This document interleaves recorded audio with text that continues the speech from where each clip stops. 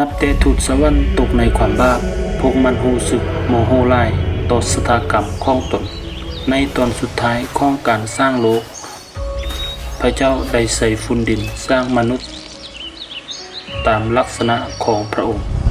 มนุษย์คนทำอิฐชื่อว่าอาดามและพระเจ้าได้ใส่กระดูกข้างของอาดามเพื่อสร้างนางเอวาอาดามและเอวา